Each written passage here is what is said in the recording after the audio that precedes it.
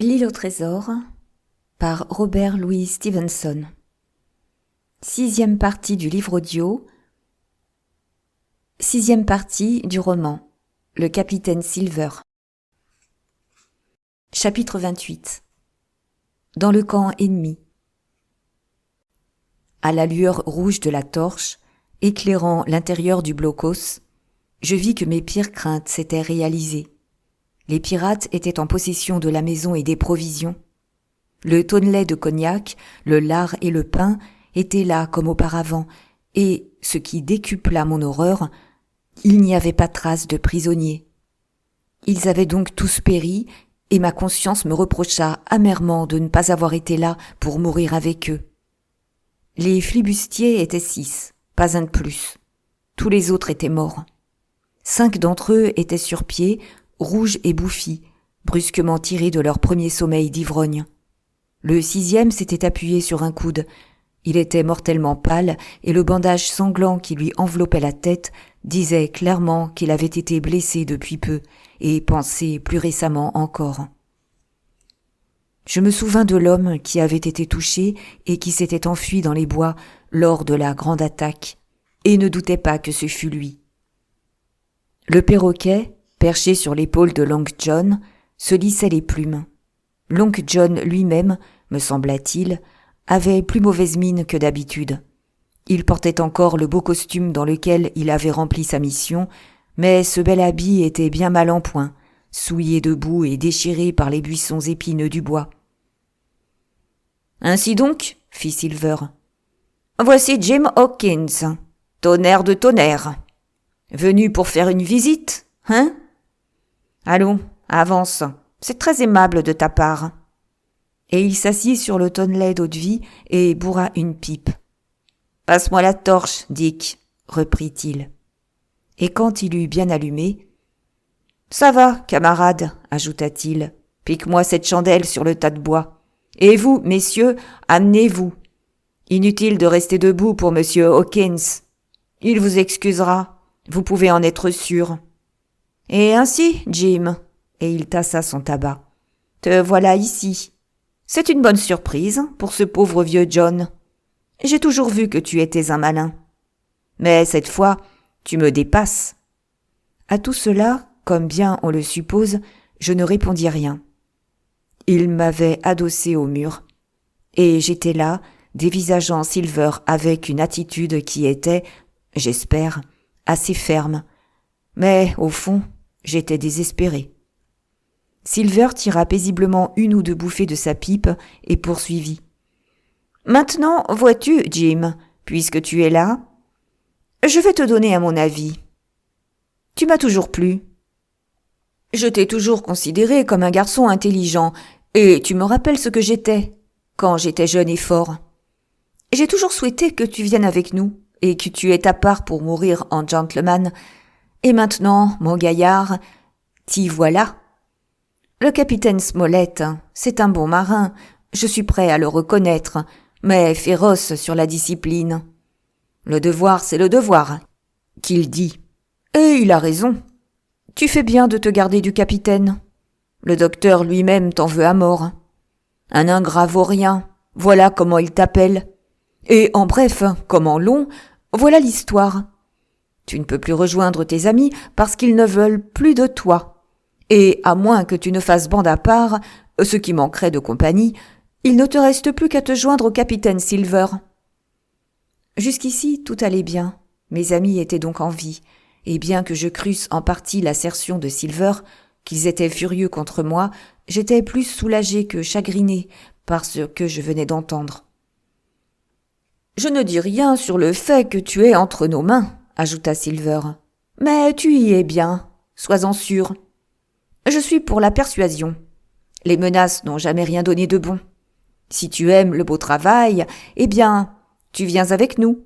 Et si tu ne veux pas, Jim, eh bien, tu es libre de répondre non. Libre et bienvenu, camarade, et si jamais marin a mieux parlé, je veux bien être pendu. » « Est-ce que je dois répondre, alors ?» demandai-je d'une voix tremblante. À travers toutes ces paroles, j'avais senti la menace de mort qui était suspendu sur ma tête. Et mes joues étaient brûlantes, et mon cœur battait douloureusement dans ma poitrine. « Mon garçon, dit Silver, personne ne te presse. Prends ton temps. Fais le point. Ne va pas trop vite. Le temps passe si agréablement en ta société, vois-tu. » « Bon, dis-je, devenant un peu plus hardi. Si j'ai le choix, j'estime que j'ai le droit de savoir de quoi il retourne.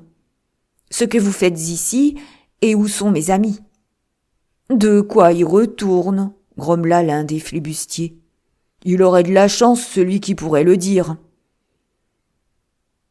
Tu pourrais fermer tes écoutilles tant qu'on ne te demande rien, » lança violemment Silver à son interrupteur. Et alors, de son air le plus aimable, il me répondit. « Hier matin, monsieur Hawkins, pendant le premier quart, le docteur Livesey s'est présenté avec le pavillon parlementaire et il m'a dit « Capitaine Silver, vous êtes trahi, le bateau est parti. » Bon, nous avions peut-être bu un verre et chanté une chanson pour le faire descendre. Je ne dis pas non. En tout cas, aucun de nous n'avait fait attention. Eh bien, nous avons regardé et, tonnerre, il n'y avait plus de bateau. Je n'ai jamais vu une bande d'idiots avoir l'air plus déconfits. Bon, a dit le docteur, faisons un marché. Nous nous sommes mis d'accord, lui et moi, et voilà où nous en sommes. Les provisions, l'eau-de-vie, le blocos, le bois que vous avez eu soin d'entasser, et, en quelque sorte, tout le sacré bâtiment, du haut du mât à la quille, tout ça est à nous. Quant à eux, ils ont filé, et je ne sais où ils sont. Il tira placidement une nouvelle bouffée de sa pipe. « Et si tu t'imagines que tu es compris dans le traité, continua-t-il, voici les dernières paroles du docteur. »« Combien êtes-vous » lui ai-je demandé. Et il m'a répondu « 4. 4, dont un blessé. Quant à ce garçon, je ne sais pas où il est, qu'il aille au diable, peu m'importe. On l'a assez vu. » C'est ce qu'il a dit. « Est-ce tout ? En tout cas, c'est tout ce que tu sauras, mon garçon, » répliqua Silver. « Et maintenant, il me faut choisir. »« Et maintenant, il te faut choisir, tu l'as dit. »« Bon, » répondis-je, « je ne suis pas assez naïf pour ne pas me douter de ce qui m'attend. Quoi qu'il arrive, je m'en moque. J'en ai trop vu mourir depuis que je vous connais. Mais j'ai une ou deux choses à vous dire. » Et j'étais très surexcitée à ce moment. La première, c'est que vous êtes en mauvaise posture. Vous avez perdu le bateau, perdu le trésor, perdu des hommes. Votre affaire a entièrement échoué. Et vous voulez savoir à cause de qui ? Eh bien, c'est à cause de moi. J'étais dans la barrique de pommes le soir où nous sommes arrivés en vue de l'île, et je vous ai entendu. Vous, John, et vous, Dick Johnson, et Hans, qui est maintenant au fond de la mer, et j'ai répété chacune de vos paroles dans l'heure qui a suivi. Pour la goélette, c'est moi qui ai coupé son amarre, et c'est moi qui ai tué les hommes qui étaient à bord, et c'est moi qui l'ai amené là où aucun de vous ne la verra jamais. Les rieurs sont de mon côté. J'ai mené toute l'affaire du commencement à la fin. Je n'ai pas plus peur de vous que d'un moucheron. Tuez-moi ou épargnez-moi, à votre guise. Mais j'ai encore une chose à dire. Si vous m'épargnez, un service en vaut un autre. Et quand vous passerez en jugement pour piraterie, je ferai pour vous tout ce que je pourrai. C'est à vous de choisir. En tuer un de plus, ce qui ne vous vaudrait rien de bon, ou m'épargner et garder un témoin pour vous sauver de la potence. Je m'arrêtai, car, vous pouvez m'en croire, j'étais à bout de souffle. À mon grand étonnement, ils restèrent pétrifiés, fixant les yeux sur moi comme autant de moutons. Et tandis qu'ils continuaient à me regarder, j'ajoutai « Et maintenant, maître Silver, je vous considère ici comme le meilleur. Et si les choses tournaient mal, je compte sur vous pour informer le docteur de ma conduite. » « Je ne l'oublierai pas, » dit Silver, d'un ton si étrange que je ne pus décider s'il se moquait de ma requête ou s'il avait été favorablement impressionné par mon courage. « J'ai quelque chose à dire, moi aussi, » s'écria le vieux marin à la figure boucanée, le nommé Morgan, que j'avais vu dans la caverne de Long John sur les quais de Bristol. C'est lui qui a reconnu Chien Noir. J'ajouterais autre chose, tonnerre, dit le coq. C'est ce même garçon qui a chapardé la carte à Billy Bones. Du commencement à la fin, Jim Hawkins nous a mis des bâtons dans les roues. Et voilà pour lui, s'écria Morgan avec un juron. Et il bondit, brandissant son poignard comme s'il avait eu 20 ans. Au large, cria Silver.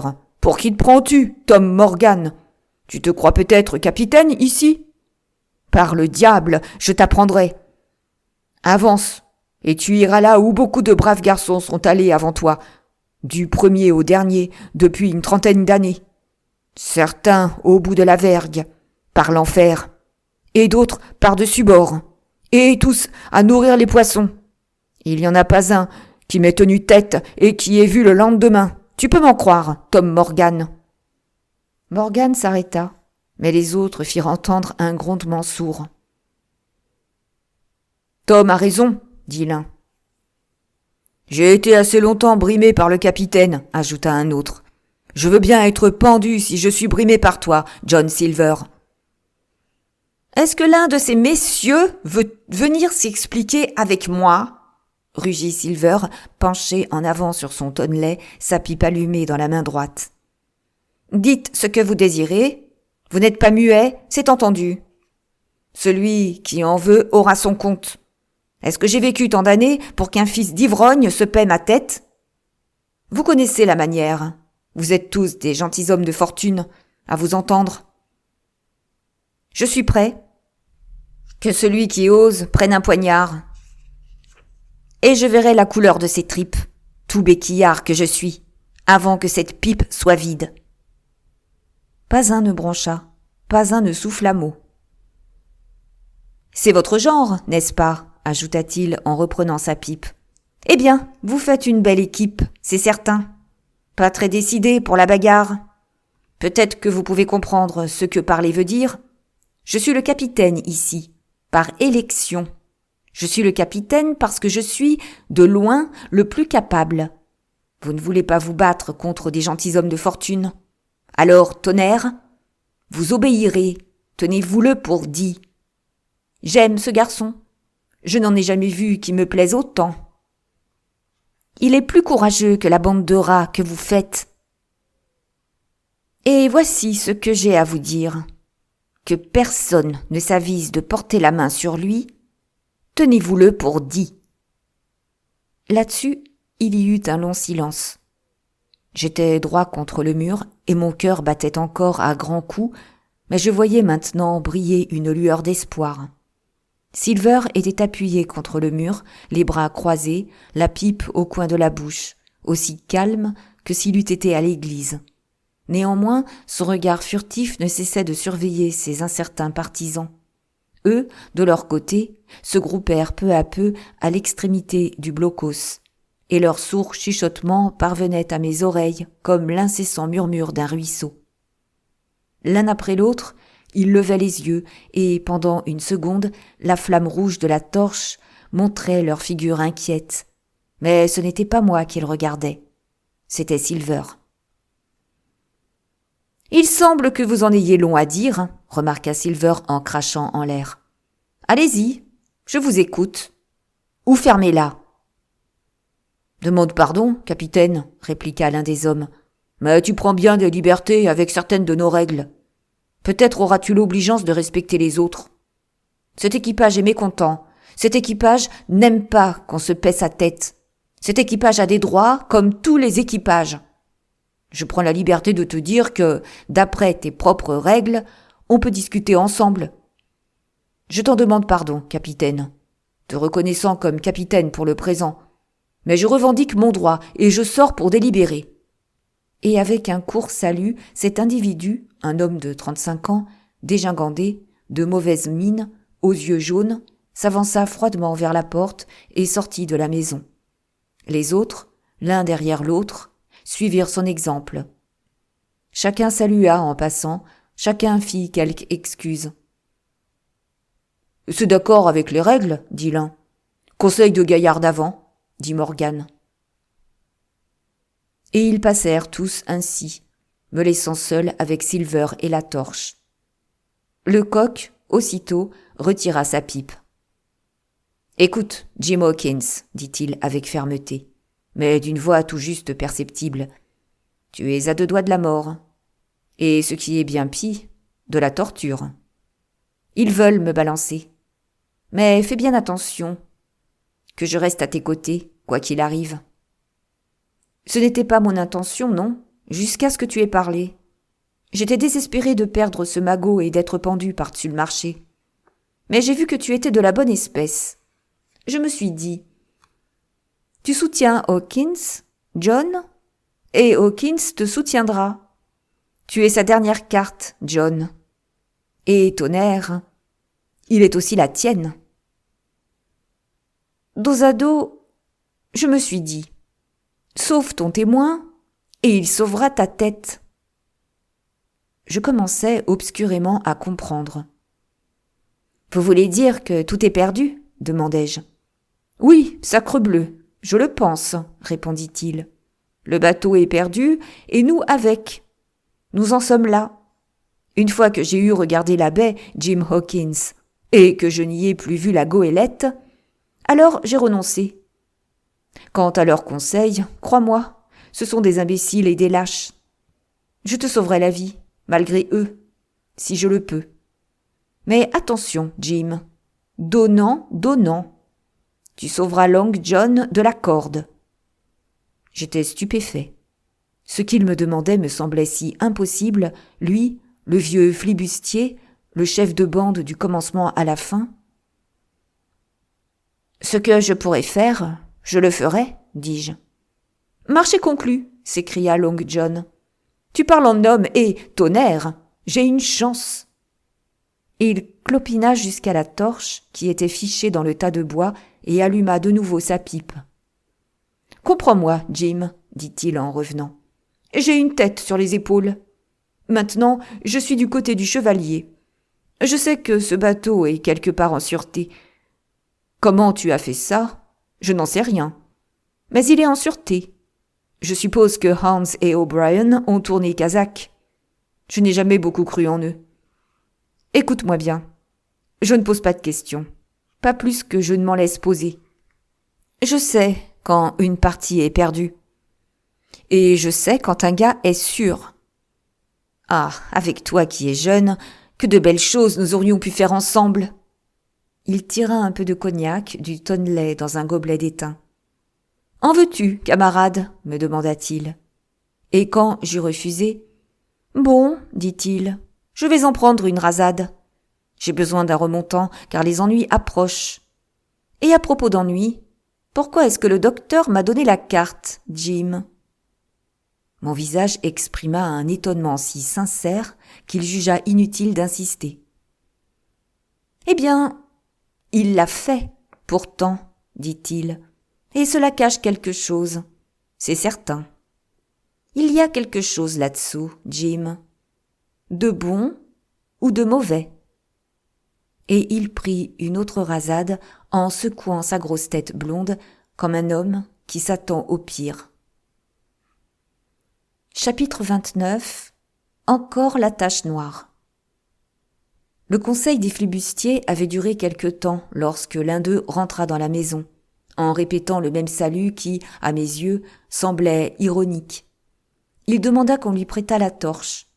Silver acquiesça et l'envoyé se retira, nous laissant tous deux dans l'obscurité.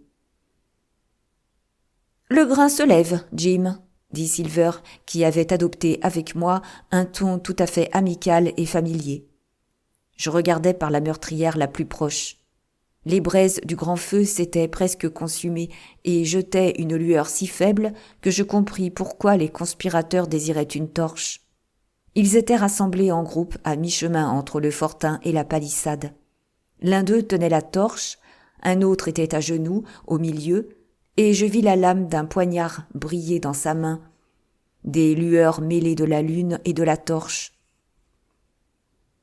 Les autres étaient penchés comme pour mieux suivre ses opérations. Je pus seulement distinguer qu'il avait, en plus du poignard, un livre. J'étais encore à m'étonner qu'ils aient en leur possession un objet aussi inattendu, quand celui qui était agenouillé se releva et toute la bande se remit en marche vers la maison. « Les voilà, dis-je. Et je regagnai ma place primitive, car il me semblait indigne de moi qu'il me trouve occupé à les épier. « Laisse-les venir, mon garçon. Laisse-les venir, dit Silver avec chaleur. Je n'ai pas encore abattu toutes mes cartes. La porte s'ouvrit et les 5 hommes, massés à l'entrée, poussèrent l'un des leurs en avant. En toute autre circonstance, il eût été comique de le voir s'avancer si précautionneusement, hésitant à mettre un pied devant l'autre et tenant devant lui sa main droite fermée. « Avance, mon garçon !» cria Silver. « Je ne vais pas te manger. Passe-moi ça, marin d'eau douce. Je connais les règles, ce n'est pas moi qui ferai du mal à un envoyé. » Ainsi encouragé, le flibustier avança plus rapidement et, ayant passé quelque chose à Silver, de la main à la main, battit en retraite plus vite encore vers ses compagnons.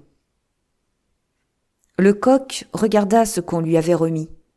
« La tache noire. Je m'en doutais, remarqua-t-il. Ma parole, ce n'est pas de chance. Vous avez découpé une page de la Bible. Quel est l'insensé qui a déchiré une Bible ? » « Voilà, dit Morgan, voilà. Qu'est-ce que j'avais dit ? Qu'il ne sortira rien de bon de ça. »« Eh bien, c'est vous qui l'aurez voulu, poursuivit Silver. Vous serez tous pendus. Quel est l'idiot qui avait une Bible ? » « C'est Dick, fit l'un des hommes. « Dick ? Alors Dick peut faire sa prière, dit Silver. Il a eu sa part de chance, et c'est fini. Vous pouvez en être sûr. » Mais là-dessus, le grand dégingandé aux yeux jaunes intervint. « Assez bavardé, John Silver, dit-il. Cet équipage, réuni en conseil, t'a remis la tache noire, comme il se doit. Maintenant, comme il se doit, retourne le papier et vois ce qui est écrit. Alors, tu pourras causer. »« Merci, George, répliqua le coq. Tu n'as jamais perdu de temps en affaires, George. J'ai le plaisir de le constater. Voyons de quoi il s'agit. Ah, déposé. C'est bien ça. Joliment écrit, c'est sûr, comme à l'imprimerie. Ton écriture, George ? Tu deviens un vrai chef dans cet équipage. Tu serais le futur capitaine, que ça ne m'étonnerait pas. Veux-tu seulement me passer la torche ? Veux-tu ? Cette pipe ne tire pas. Allons, dit George. Ne te moque pas plus longtemps de cet équipage. Tu es un drôle d'homme, c'est connu. Mais c'est fini, maintenant. Et tu pourrais peut-être bien descendre de ton tonneau pour prendre part au vote. Je croyais que vous connaissiez les règles, répondit Silver avec mépris. En tout cas, si vous ne les connaissez pas, moi, je les connais. Et j'attendrai ici. Je suis toujours votre capitaine, faites bien attention. Jusqu'à ce que vous ayez sorti vos griefs et que j'y ai répondu. En attendant, votre tache noire ne vaut pas un clou. Après ça, nous verrons. Oh, répondit George, ne crains rien, nous sommes tous d'accord. D'abord, tu as fait un fameux gâchis de cette croisière. Tu n'auras pas le front de prétendre le contraire. Ensuite, tu as laissé l'ennemi sortir de cette trappe sans aucune contrepartie. Pourquoi voulait-il s'en aller ? Je n'en sais rien, mais il est clair qu'il le voulait. Troisièmement, tu n'as pas voulu qu'on les attaque pendant leur retraite. Nous te perçons à jour, John Silver. Tu veux jouer double jeu. C'est là ton défaut. Et quatrièmement, il y a ce garçon. Est-ce tout ? Demanda Silver tranquillement. C'est suffisant, répliqua George. Nous risquons tous la corde par ta faute. Bon, eh bien maintenant, je vais répondre à ces 4 points, l'un après l'autre. Je vais y répondre. J'ai fait un beau gâchis de cette croisière, dis-tu ? Bon. Vous savez tous ce que je voulais. Et vous savez tous que si cela avait été fait, nous serions actuellement à bord de l'Hispaniola, tous vivants et en forme, et le ventre plein de tarte aux prunes, et le trésor serait dans la cale. Crétonnerre. Et qui m'en a empêché ? Qui m'a forcé la main? À moi, le capitaine de droit? Qui a provoqué la danse en me donnant la tache noire le jour où nous avons débarqué? Ah, c'est une jolie danse.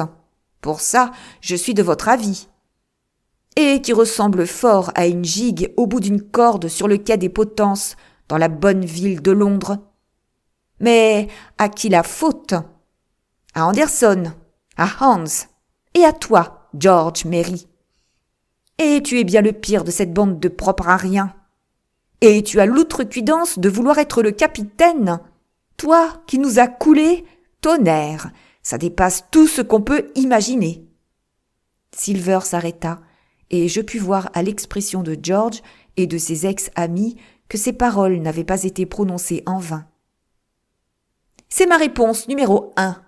s'écria l'accusé, en essuyant la sueur de son front, car il avait parlé avec une véhémence à ébranler la maison. « Je vous promets que j'en ai plein le dos. » Vous n'avez ni bon sens ni mémoire, et je me demande à quoi songeaient vos mères quand elles vous ont laissé prendre la mer. La mer, gentilshommes de fortune. Tailleur, voilà ce que vous auriez dû être. Vas-y, John, dit Morgan, explique-toi sur le reste. Ah, le reste, répliqua John. Eh bien, c'est du propre. Vous dites que l'expédition est gâchée. Ah, sacrebleu! Si vous pouviez savoir à quel point elle est gâchée. Nous sommes si près du gibet que mon cou en est raide, rien que d'y penser.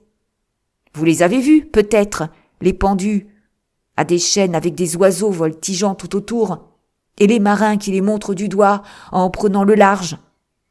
Qui est celui-là? Dit l'un. Celui-là? Mais c'est John Silver. Je l'ai bien connu, dit l'autre. Et vous pouvez entendre le cliquetis des chaînes quand vous allez atteindre une autre bouée. Voilà à peu près où sont les fils de vos mères, grâce à lui, à Hans, à Anderson, et aux fous calamiteux que vous êtes. Quant au 4e point, ce garçon, mais tonnerre, n'est-il pas un otage? Allons-nous perdre un otage? Non, jamais. Il serait notre dernière chance que cela ne m'étonnerait pas. Tuer ce garçon? Non, pas moi, camarade. Et sur le 3e point? Ah, il y a beaucoup à dire. Vous comptez peut-être pour rien d'avoir un vrai docteur qui vient vous visiter chaque jour? Toi, John, avec ton crâne fendu. Et toi, George Merry, qui tremblait de fièvre, il n'y a pas 6 heures, et qui a encore en ce moment les yeux jaunes comme une peau de citron? Et peut-être que vous ne saviez pas non plus qu'il y a un bateau de secours en route. Mais il y en a un, et qui n'est pas si loin. Et nous verrons bien qui sera content d'avoir un otage quand nous en serons là. Et quant au 2e point, pourquoi j'ai conclu ce marché? Mais vous me l'avez demandé à genoux. Vous m'avez supplié à genoux tellement vous étiez abattu. Et si je ne l'avais pas conclu, vous seriez mort de faim. Mais tout ça n'est rien. Venez ici et regardez. Et il jeta sur le sol un papier que je reconnus immédiatement. C'était la carte sur papier jauni avec les 3 croix rouges que j'avais trouvées dans la toile cirée au fond du coffre du capitaine.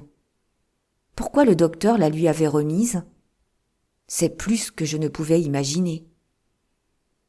Mais tout inexplicable qu'elle fût pour moi, l'apparition de la carte était encore plus incroyable pour les mutins survivants. Ils tombèrent dessus comme des chats sur une souris. Elle passa de main en main, on se l'arrachait. Et par les jurons, les cris et les éclats de rire dont ils accompagnaient leur examen, on aurait pu croire non seulement que l'or était sous leurs doigts, mais encore qu'ils étaient en pleine mer avec leur trésor.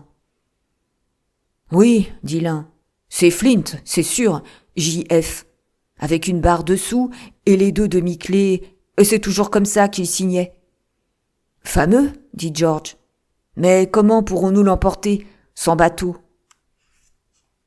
Silver bondit et, en se soutenant d'une main contre le mur, il s'écria « Maintenant, je t'avertis, George, un seul mot et je te somme de te battre.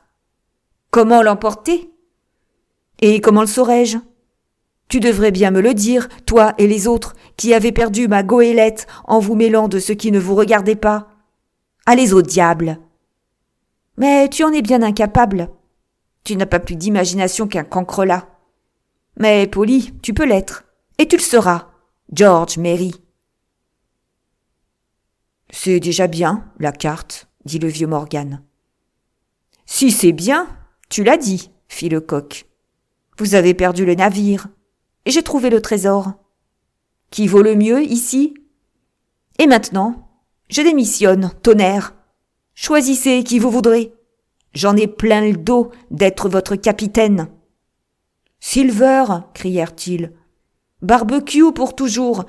Barbecue, notre capitaine. Ainsi, c'est la nouvelle chanson, s'écria le coq. George, il faudra que tu attendes un autre tour, mon ami. Et vous avez de la chance que je ne sois pas rancunier. Mais ce ne fut jamais ma manière. Et alors, camarade, cette tache noire, à quoi sert-elle? Dick s'est donné la guigne et a abîmé sa Bible, c'est tout. On pourra encore jurer dessus, pas vrai? Grommela Dick, que la malédiction qu'il s'était attirée rendait évidemment mal à l'aise. Sur une Bible déchirée? Railla Silver. Non, cela ne lit pas plus qu'un recueil de ballades. Vrai? S'écria Dick avec une espèce de joie. Eh bien, il me semble que c'est précieux à avoir. Tiens, Jim, voici une curiosité pour toi, me dit Silver. Et il me lança le bout de papier. C'était une rondelle à peu près grande comme un écu. Un côté était blanc, car elle provenait du dernier feuillet. L'autre portait ce verset de l'Apocalypse qui frappa vivement mon esprit. Dans les ténèbres extérieures sont les infâmes et les meurtriers. Le côté imprimé avait été noirci avec du charbon de bois qui commençait déjà à s'effacer, me salissant les doigts. Du côté blanc, on avait écrit de la même manière le mot « déposé ». À l'heure même où j'écris ceci, j'ai cette curiosité sous les yeux. Mais toute trace d'écriture a disparu. Il ne reste qu'une éraflure. Comme en ferait un coup d'ongle. Ainsi s'acheva cette nuit mouvementée. Peu après, sur une rasade générale, nous nous étendîmes pour dormir, et la dernière vengeance de Silver fut de mettre George Merry de garde et de le menacer de mort s'il manquait à son devoir. Il me fallut beaucoup de temps avant de pouvoir fermer l'œil, et Dieu sait que j'avais assez de sujets de réflexion. Il y avait l'homme que j'avais tué dans l'après-midi, il y avait le danger de ma propre position et, par-dessus tout, il y avait l'étonnant jeu dans lequel Silver était engagé, gardant les mutins d'une main et saisissant de l'autre, par tous les moyens possibles et impossibles, l'occasion de sauver sa misérable vie. Lui-même dormait paisiblement et ronflait fort. Pourtant, j'avais pitié de lui, malgré sa cruauté, à la pensée des périls qui l'entouraient et de l'infâme gibet qui l'attendait. Chapitre 30. Prisonnier sur parole.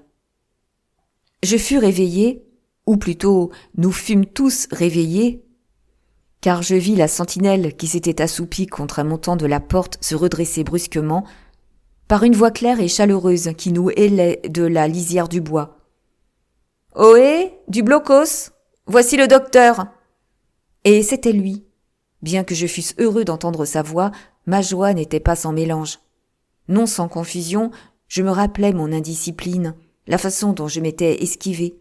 Et quand je vis au milieu de quel danger et de quel compagnon elle m'avait conduit, j'eus honte de le regarder en face. Il avait dû se lever avant le jour, car il faisait à peine clair.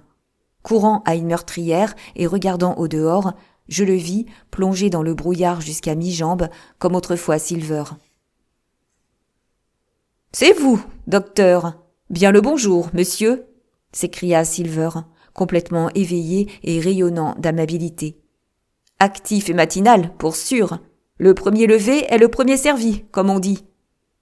George, secoue tes abats, mon garçon, et donne un coup de main au docteur pour escalader le bastingage. »« Tout va bien, vos malades sont en bonne voie. » Ainsi, il bavardait sur le sommet de la montée, avec sa béquille sous le bras et une main contre la paroi de la maison de Rondin, tout à fait l'ancien John, par la voix, l'allure et l'expression. « Nous avons une surprise pour vous, monsieur, » continua-t-il. « Nous avons ici un petit visiteur.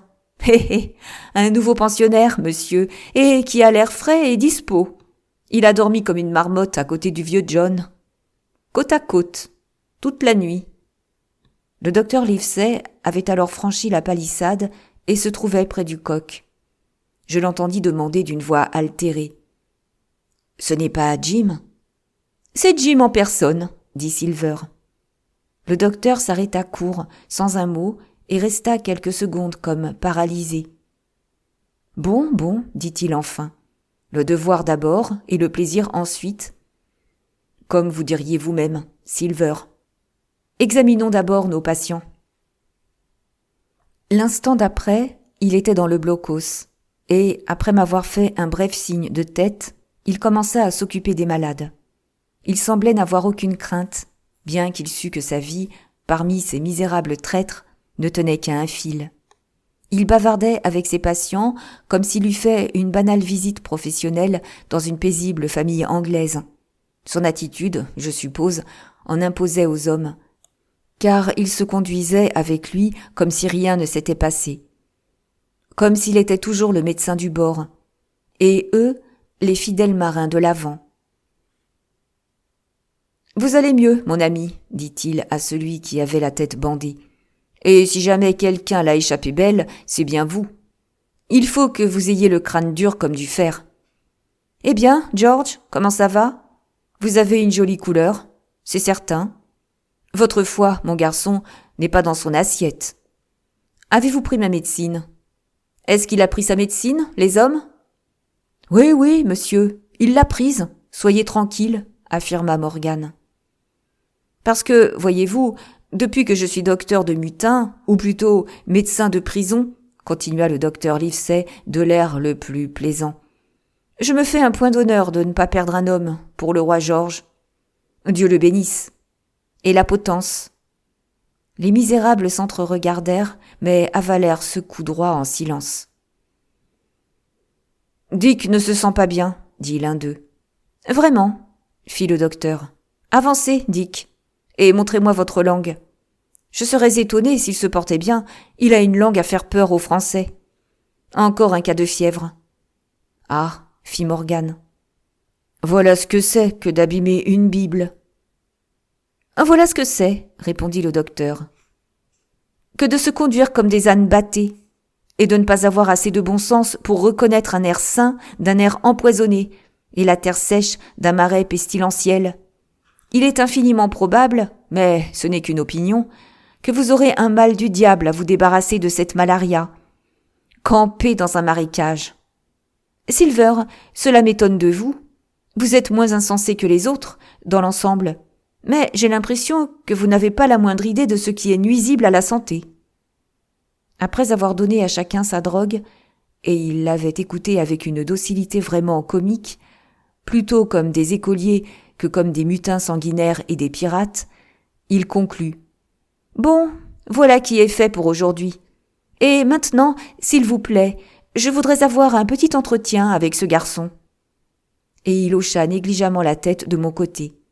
George Merry était devant la porte, occupé à cracher et à renacler sur une médecine amère, mais aux paroles du docteur, il fit un brusque demi-tour et, tout rouge, cria « Non !»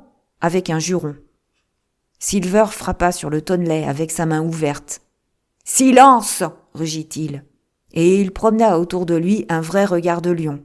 « Docteur, » poursuivit-il de sa voix habituelle, « j'avais pensé à ça, car je sais l'amitié que vous portez à ce garçon. Nous sommes tous très reconnaissants de vos bontés et, comme vous le voyez, nous avons confiance en vous et nous prenons vos drogues comme si c'était du grog. Je crois que j'ai trouvé le moyen de contenter tout le monde. Hawkins, veux-tu me donner ta parole de gentilhomme, car tu es un jeune gentilhomme malgré ton humble naissance, de ne pas en profiter pour filer ton nœud ? » Je donnai aussitôt l'engagement exigé. Alors, docteur, reprit Silver, vous allez, si vous le voulez bien, passer de l'autre côté de la palissade, et quand ce sera fait, je vous amènerai le garçon qui restera de notre côté, et vous pourrez bavarder à travers les pieux. Bonjour, monsieur, et nos respects au chevalier et au capitaine Smollett. L'explosion de protestation que seuls les regards menaçants de Silver avaient contenue éclata dès que le docteur eut quitté la maison. Silver fut accusé de jouer double jeu, d'essayer d'obtenir une paix séparée pour lui-même, de sacrifier les intérêts de ses complices et de ses victimes. En un mot, on l'accusa exactement de tout ce qu'il était effectivement en train de faire. Cela me paraissait si évident que je me demandais comment il s'y prendrait pour détourner leur colère. Mais il était 2 fois plus fort qu'eux, tous réunis. Et sa victoire de la nuit lui avait conféré un nouveau prestige. Il les traita de tous les noms imaginables, leur dit qu'il était nécessaire que je parle au docteur, fit passer la carte devant leurs yeux et leur demanda s'ils voulaient rompre le traité le jour même où allait commencer la chasse au trésor. « Non, tonnerre !» s'écria-t-il. « Nous renierons le traité en temps voulu. Et jusque-là, il faut tromper ce docteur, même si je devais lui graisser les bottes avec de l'eau-de-vie. » Et alors, il leur donna l'ordre d'allumer le feu et sortit, appuyé sur sa béquille et une main sur mon épaule, les laissant déconcertés et réduits au silence par sa volubilité, plutôt que convaincus. « Doucement, mon garçon, doucement. Il pourrait nous sauter dessus en un clin d'œil, s'il nous voyait nous presser. » Aussi est-ce d'un pas délibéré que nous nous avançâmes à travers le sable jusqu'à l'endroit où le docteur nous attendait de l'autre côté de la palissade. Dès que nous fûmes assez près pour nous entretenir, Silver s'arrêta. « Vous prendrez bonne note de ceci, docteur, dit-il, et le garçon vous dira comment je lui ai sauvé la vie et comment j'ai été déposé pour cette raison. Docteur, quand un homme gouverne aussi près du vent que moi, en jouant à pile ou face son dernier souffle de vie, peut-être pourriez-vous lui donner un mot d'encouragement ? Vous voudrez bien vous souvenir que c'est non seulement ma vie, maintenant, qui est dans la balance, mais aussi celle de ce garçon. Aussi, dites-moi une bonne parole, docteur, et donnez-moi un peu d'espoir pour persévérer, par pitié. » Silver était un autre homme aussitôt dehors, loin de ses amis et du blocos. Ses joues s'étaient creusées et sa voix tremblait. Il parlait avec un sérieux absolu. « Voyons, John, vous n'avez pas peur ?» lui demanda le docteur Livesey. « Docteur, je ne suis pas un lâche, non, pas moi, pas ça. » Et il fit claquer ses doigts. « D'ailleurs, si j'avais peur, je ne le dirais pas. Mais je dois avouer franchement que j'ai la tremblote à l'idée de la potence. Vous êtes un homme juste et loyal, et vous n'oublierez pas ce que j'aurais fait de bien, pas plus que vous n'oublierez ce que j'ai fait de mal, ça je le sais. Et à présent, je me retire, comme vous voyez, pour vous laisser seul avec Jim. Et vous mettez ça aussi à mon crédit, car c'est bien risqué. » À ces mots, il s'éloigna assez loin pour ne plus nous entendre, s'assit sur une souche et se mit à siffler, tournant de temps à autre sur son siège comme pour avoir l'œil, tantôt sur le docteur et moi, tantôt sur les misérables traîtres qui allaient çà et là sur le sable entre le feu qu'ils étaient occupés à rallumer et la maison d'où ils rapportaient du lard et du biscuit pour le déjeuner.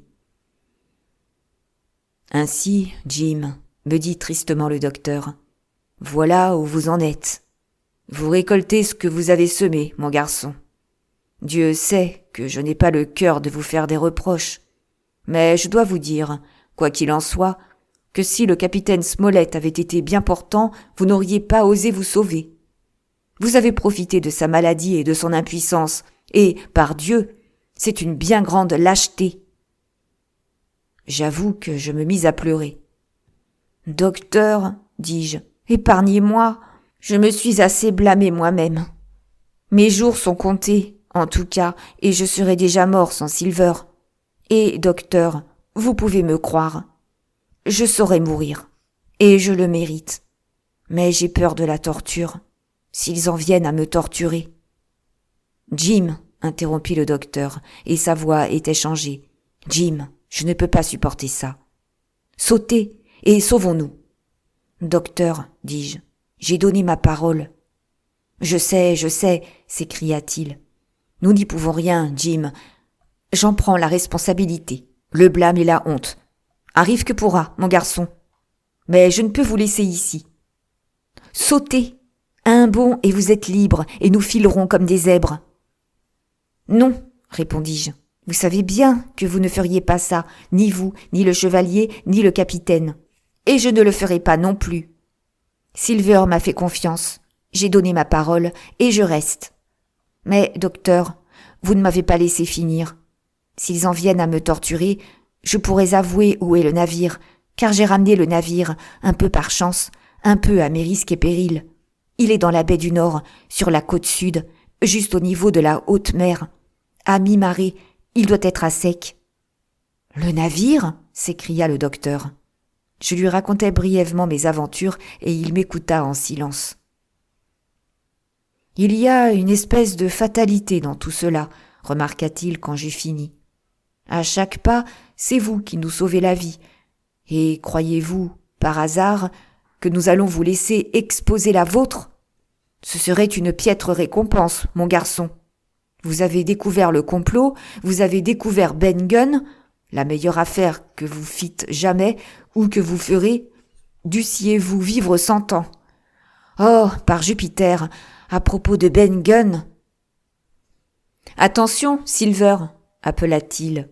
Silver, je vais vous donner un conseil. Quand le coq se fut approché, il continua. Ne vous hâtez pas trop pour la chasse au trésor. Je ferai mon possible. Mais je ne peux pas grand-chose, dit Silver.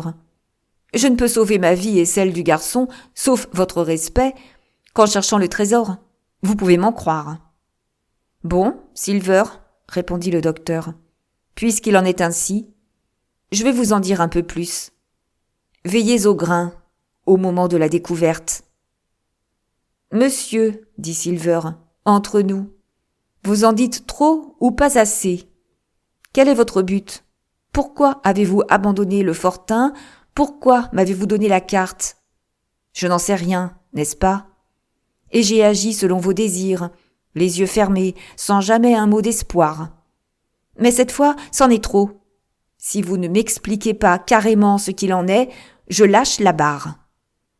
Non, fit le docteur pensivement, je n'ai pas le droit d'en dire plus. Ce n'est pas mon secret, voyez-vous, Silver. Sinon, je vous donne ma parole que je vous le dirai. Mais j'irai aussi loin que possible, et même un peu au-delà, car si je ne me trompe, ma perruque va en entendre du capitaine. Et d'abord, je vous donne un peu d'espoir, Silver. Si nous sortons tous deux vivants de ce piège à loups, je ferai de mon mieux pour vous sauver. Faux témoignage à part. La figure de Silver rayonnait. Il s'écria « Vous n'auriez pas pu en dire plus. J'en suis sûr, même si vous aviez été ma propre mère. » Voilà donc ma première concession, reprit le docteur. Ma seconde est un conseil. Gardez ce garçon près de vous. Et quand vous aurez besoin d'aide, appelez. Je pars vous en chercher. Ce qui vous montre bien que je ne parle pas à la légère. Adieu, Jim. Et le docteur Livesey me serra la main à travers la palissade, fit un signe de tête à Silver et d'un pas rapide s'enfonça dans le bois. Chapitre 31. La chasse au trésor, le point de repère de Flint. Jim, me dit Silver, quand nous fûmes seuls, si je t'ai sauvé la vie, tu as sauvé la mienne, et je ne l'oublierai pas. J'ai vu le docteur te faire signe de filer. Je l'ai vu du coin de l'œil, et j'ai vu aussi que tu as refusé. Jim, c'est à ton honneur. C'est une première lueur d'espoir depuis que l'attaque a échoué et que je te la dois. Et maintenant, Jim, la chasse au trésor va commencer, avec des instructions cachetées, pour ainsi dire, et cela ne me dit rien de bon. Il ne faudra pas nous lâcher d'une semelle, il faudra nous tenir au coude à coude pour sauver nos têtes, en dépit des hasards du sort. À ce moment, l'un des hommes près du feu nous cria que le déjeuner était prêt, et nous fûmes bientôt tous assis, çà et là dans le sable, devant des biscuits et du lard frit. Ils avaient allumé un feu capable de rôtir un bœuf, et il s'en dégageait une telle chaleur qu'on ne pouvait plus l'approcher que du côté du vent, et non sans précaution. Avec le même esprit de gaspillage, ils avaient cuit, j'imagine, 3 fois plus de nourriture que nous ne pouvions en manger, et l'un d'eux, avec un rire niais, jeta les restes dans le feu que ce combustible insolite fit ronfler de plus belle. Je n'ai jamais vu d'homme aussi peu soucieux du lendemain. Au jour le jour est la seule expression qui puisse donner une idée de leur façon de vivre. Et en songeant à cette nourriture gâchée, à leurs sentinelles qui dormaient, je compris à quel point, malgré la hardiesse dont ils pouvaient faire preuve pour mener une attaque brusquée, ils étaient incapables de soutenir une campagne prolongée. Même Silver, qui mangeait avec le capitaine Flint sur son épaule, n'eut pas un mot de reproche pour leur insouciance. Et cela m'étonnait fort, car il venait de se montrer plus habile que jamais. « Sûr, camarade, dit-il, vous avez de la chance que Barbecue ait une tête pour vous. J'ai obtenu ce que je voulais. Ils ont le bateau, c'est vrai. Et où il est, je n'en sais rien. Mais une fois que nous aurons le trésor, il faudra le trouver. Et alors, camarade, puisque nous avons les canots, nous aurons l'avantage. » Il continuait à bavarder ainsi, la bouche pleine de lard brûlant, comme s'il voulait leur redonner espoir et confiance. Mais aussi, je le soupçonne, pour se rassurer lui-même. « Quant à notre otage, continua-t-il, je ne serais pas surpris si c'était sa dernière conversation avec ceux qui l'aiment tant. Grâce à lui, j'ai eu les renseignements que je voulais. Mais maintenant, c'est fini. Je le tiendrai en laisse pendant la chasse au trésor. Notez bien, car nous le garderons précieusement en cas d'accident. Et en attendant mieux. Une fois que nous aurons le navire et le trésor, et que nous serons en pleine mer comme de joyeux compagnons, nous nous expliquerons avec M. Hawkins, et nous lui donnerons sa part pour toutes ses bontés. » Il n'y avait rien d'étonnant à ce que les hommes fussent de bonne humeur. Pour moi, j'étais très abattu. Si le plan que Silver venait d'esquisser se révélait réalisable, il n'hésiterait pas, déjà doublement traître, à l'adopter. Il avait encore un pied dans chaque camp, et il n'y avait pas de doute qu'il préférerait la richesse et la liberté avec les pirates à la seule perspective d'échapper à la potence que lui offrait au mieux notre parti. Et même si les choses tournaient de telle sorte qu'il fut obligé de rester fidèle au docteur Livesey, quel danger nous attendait encore ? Que se passerait-il quand les soupçons de ses compagnons deviendraient certitude et que nous aurions, lui et moi, à combattre pour défendre chèrement notre vie, lui, un invalide, et moi, un enfant, contre 5 hommes vigoureux et décidés. Ajoutez à cette double appréhension le mystère qui planait sur la conduite de mes amis, leur étrange abandon du fortin, l'inexplicable remise de la carte et, plus insaisissable encore, le dernier avertissement du docteur à Silver. Veillez au grain au moment de la découverte. Et vous comprendrez sans peine le peu de goût que je trouvais à mon déjeuner et combien j'avais le cœur serré quand, à la suite de mes gardiens, je me mis en route à la conquête du trésor. Si quelqu'un s'était trouvé là pour nous voir, nous lui eussions offert un curieux spectacle, tous vêtus d'habits de marins, souillés, et tous, sauf moi, armés jusqu'aux dents. Silver avait 2 mousquets en bandoulière, un devant et un derrière, sans compter un grand coutelas à la ceinture et un pistolet dans chaque poche de son habit à pans carrés. Pour compléter ce singulier équipage, le capitaine Flint était perché sur son épaule et débitait des bribes incohérentes de propos maritimes. J'avais un filin autour de la taille, et je suivais le coq qui tenait le bout de ma laisse, tantôt de sa main libre, tantôt entre ses dents. À vrai dire, j'étais mené littéralement comme un ours savant. Les autres portaient des charges diverses, certains étaient munis de pioches et de pelles, car c'est d'abord ces instruments qu'ils avaient eu soin de débarquer de l'Hispaniola. D'autres transportaient du lard, du biscuit et l'eau-de-vie pour le repas de midi. Je remarquai que toutes ces vivres provenaient de notre réserve et je pus vérifier ce qu'avait dit Silver la nuit précédente. S'il n'avait pas conclu ce marché avec le docteur, lui et ses compagnons, ayant perdu le navire, étaient condamnés à vivre d'eau claire et des produits de leur chasse. L'eau n'aurait pas été de leur goût et un marin n'est pas souvent bon tireur. De plus, à court comme il l'était de vivres, il était peu probable qu'ils eussent de la poudre en abondance. C'est en cet équipage que nous nous mîmes en route, y compris l'homme au crâne fendu qui aurait certainement mieux fait de rester au repos.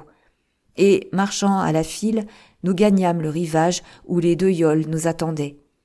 Les pirates, dans la folie de leur ivrognerie, ne les avaient pas épargnés. L'une avait un banc brisé et toutes 2 étaient remplies d'eau et de boue. Par mesure de sécurité, nous devions les garder avec nous. Aussi, après nous être divisés en 2 groupes, nous partîmes sur les eaux transparentes de la baie. Tout en ramant, on discutait au sujet de la carte. La Croix-Rouge était naturellement beaucoup trop grande pour être un repère précis, et les termes de la note au verso n'étaient pas, comme vous allez le voir, sans quelque ambiguïté.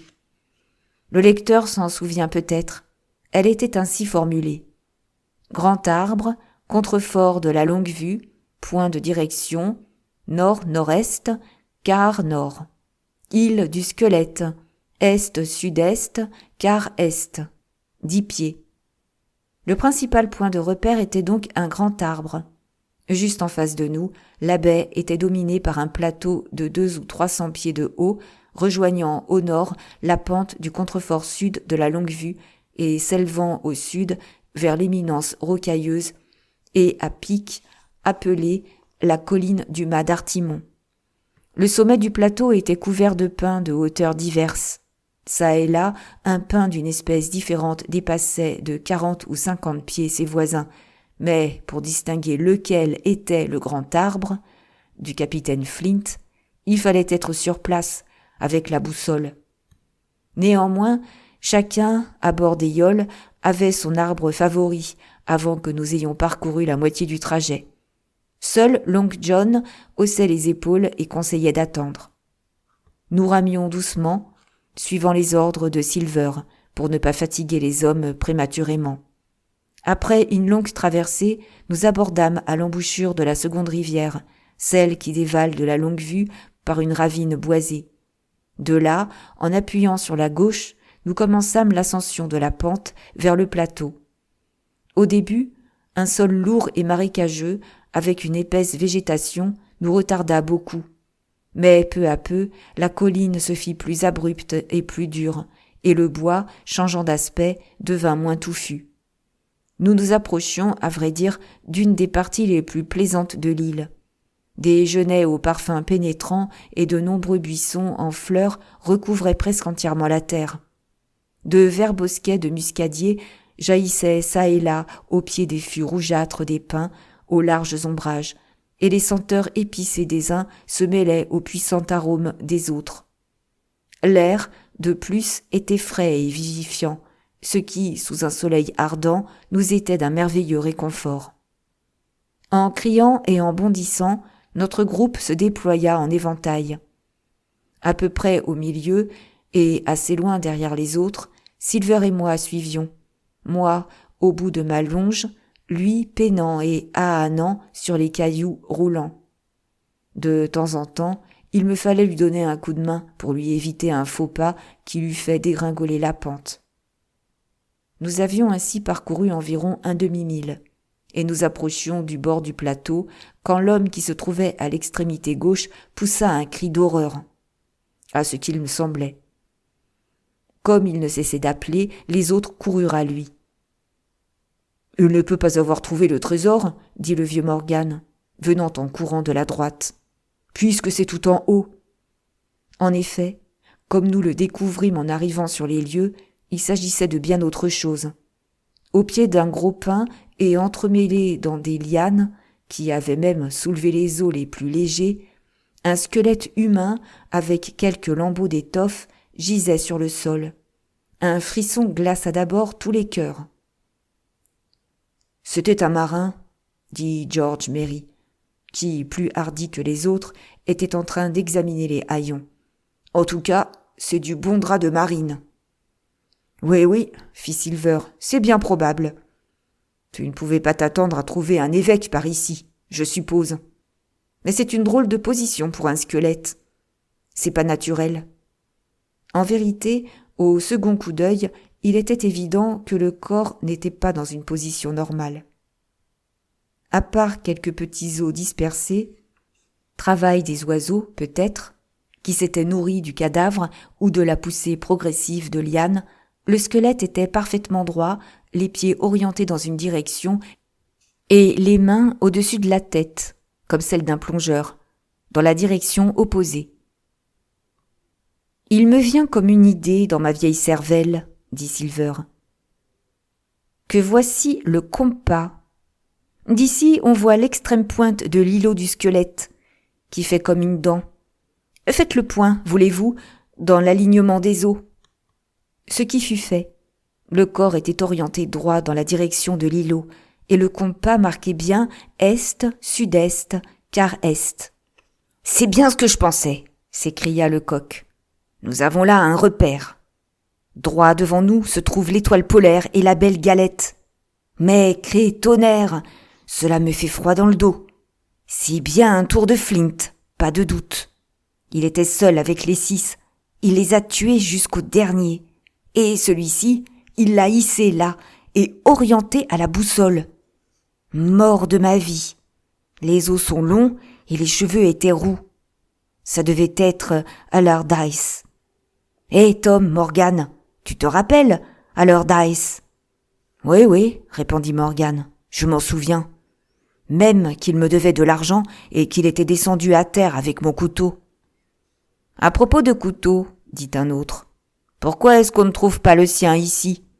Flint n'était pas homme à voler un couteau, et je ne pense pas que les oiseaux l'aient emporté. Par l'enfer, c'est juste, s'écria Silver. Il ne reste rien, dit Merry, occupé à fouiller autour des ossements. Pas un sou, pas une tabatière. C'est bizarre.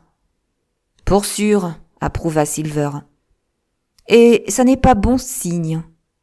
Sacrebleu. Mes amis, si Flint était en vie, ça chaufferait ici pour vous et moi. Ils étaient 6, et nous sommes 6, et il n'en reste plus que des os.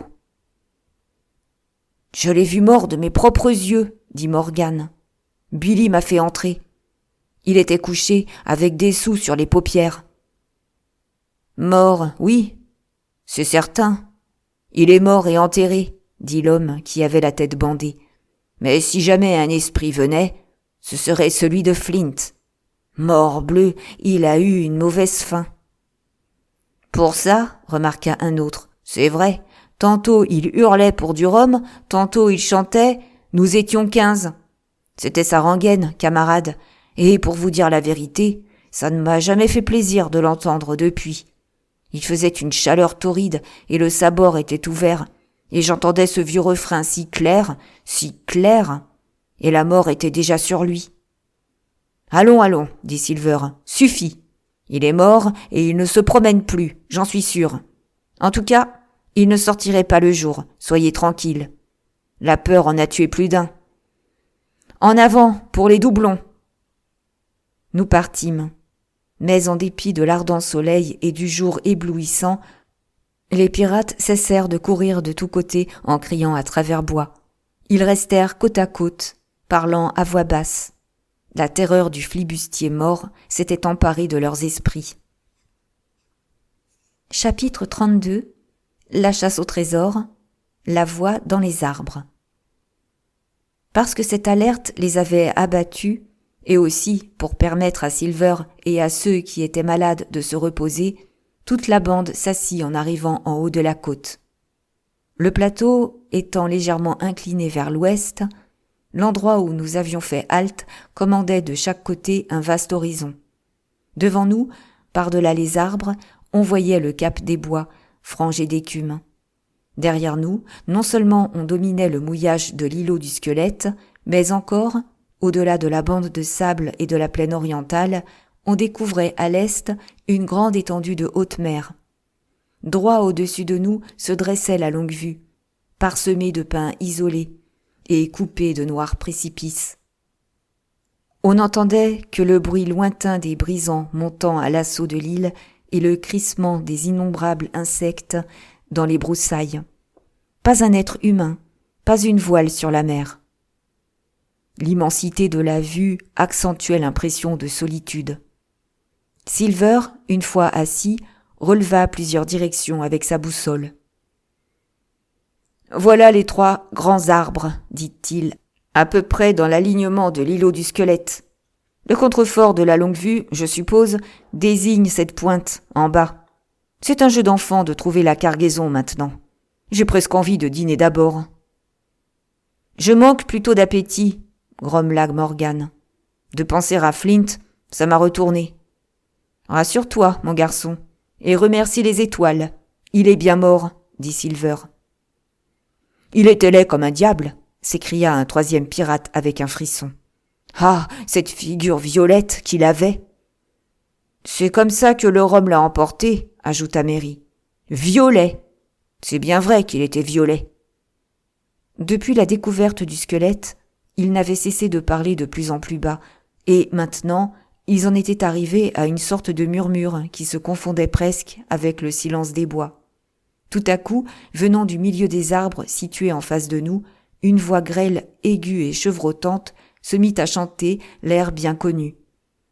Nous étions 15 sur le coffre, à l'homme mort, yo ho ho, et une bouteille de rhum. Jamais je n'ai vu d'hommes aussi bouleversés que nos pirates. Toute couleur disparut de leurs visages comme par enchantement. Les uns sursautèrent, d'autres s'agrippèrent à leurs voisins. Morgan s'accrochait au sol. « C'est Flint, pars !» s'écria Mary. Le chant s'était arrêté aussi brusquement qu'il avait commencé, interrompu, aurait-on dit, au milieu d'une note, comme si quelqu'un avait mis la main sur la bouche du chanteur. Venant de si loin, à travers l'atmosphère claire et ensoleillée, parmi la cime des arbres verdoyants, le son me semblait aérien et mélodieux. Son effet n'en fut que plus étrange sur mes compagnons. « Allons !» fit Silver, sortant péniblement les mots de ses lèvres parcheminées. « Ce n'est pas possible. »« Pars à virer. Cela commence mal, et je ne peux identifier la voix. Mais c'est quelqu'un qui fait l'oiseau, quelqu'un en chair et en os. Vous pouvez m'en croire. » Son courage lui était revenu en parlant et un peu de couleur aussi. Les autres prêtaient déjà une oreille attentive à ses encouragements et revenaient à eux, quand la même voix se fit entendre à nouveau. Ce n'était plus un chant, mais un cri lointain et faible que renvoyaient encore plus faiblement les échos de la falaise de la Longue-Vue. « Darby McGraw !» gémissait la voix. Gémir est peut-être le mot le plus exact. « Darby McGraw ! Darby McGraw ! Encore et encore !» Puis, s'élevant un peu plus haut et avec un juron que je laisse de côté, « Du rhum, Darby !» Les flibustiers restaient rivés au sol, les yeux hors de la tête. Longtemps après que la voix se fut tue, ils regardaient encore en silence, droit devant eux, pétrifiés d'épouvante. « C'est assez !» bégaya l'un. « Sauvons-nous !» Ce furent ses dernières paroles, souffla Morgan. Ses dernières paroles en ce monde. Dick avait sorti sa Bible et priait avec ardeur. Il avait été bien élevé, ce Dick, avant de prendre la mer et de tomber parmi ses mauvais compagnons. Mais Silver n'était pas encore vaincu. Je pouvais entendre ses dents s'entrechoquer, mais il tenait bon. « Personne dans cette île n'a jamais entendu parler de Darby, » murmura-t-il. « Personne, sauf nous. » Et alors, faisant un grand effort, « Camarade, dit-il, je suis ici pour trouver ce trésor et le diable ne m'arrêterait pas. Je n'ai jamais eu peur de Flint de ma vie et, tonnerre, il ne sera pas dit que, mort, il m'a fait reculer. Il y a 700 000 livres, à moins d'1/4 de mille d'ici. Quand a-t-on vu un gentilhomme de fortune montrer sa poupe devant tant de galettes? Et tout cela à cause d'un vieil ivrogne à la gueule violacée? Et mort par-dessus le marché? Mais ses partisans restaient sans courage. Au contraire, Ces paroles impies semblaient accroître leur terreur. « La ferme, John, dit Mary. Ne va pas contre un esprit. » Et les autres étaient trop terrifiés pour répondre. S'ils avaient osé, ils se seraient tous enfuis. Mais la peur les groupait autour de John, comme si son audace pouvait les protéger. Lui, de son côté, avait presque entièrement surmonté sa faiblesse d'un moment. « Un esprit ? Peut-être, dit-il. Mais il y a quelque chose qui n'est pas clair. Il y a eu un écho. Personne n'a jamais vu un esprit avec une ombre. Alors, qu'est-ce que c'est que cet écho ? Je voudrais bien le savoir. C'est pas naturel, n'est-ce pas ? Cet argument me parut assez fragile. Mais on ne peut pas prévoir ce qui peut agir sur des esprits superstitieux et, à mon grand étonnement, George Merry parut grandement soulagé. « C'est vrai, dit-il. Tu as une tête sur les épaules, John. Pas d'erreur. Debout, camarade. Cet équipage fait fausse route, je crois. Et en y repensant, c'est bien comme la voix de Flint, c'est certain, mais pas tout à fait aussi claironnant, après tout. C'était plutôt comme la voix de quelqu'un d'autre. Plutôt comme celle... « Tonnerre ! Ben Gunn !» rugit Silver. « Et c'était lui !» s'écria Morgan en se dressant à genoux. « C'était Ben Gunn !»« Cela ne fait pas grande différence, pas vrai ?» demanda Dick. « Ben Gunn n'est pas ici en chair et en os, pas plus que Flint. » Mais les anciens accueillirent cette remarque avec mépris. « Et qui se soucie de Ben Gunn ?» s'écria Mary. « Mort ou vif, personne ne s'en soucie. » C'était extraordinaire de voir à quel point ils avaient repris courage et combien leurs visages avaient retrouvé leur couleur naturelle. Bientôt, ils se remirent à bavarder avec des arrêts pour écouter et un peu plus tard, n'entendant plus rien, ils rechargèrent les outils sur leurs épaules et se remirent en marche. Mary en tête, avec le compas de Silver pour les maintenir dans l'alignement de l'îlot du squelette. Mary avait dit vrai. Mort ou vif, personne ne se souciait de Ben Gunn. Dick seul tenait encore sa Bible et jetait alentour des regards apeurés. Mais il ne rencontra aucune sympathie et Silver alla jusqu'à se moquer de lui et de ses précautions.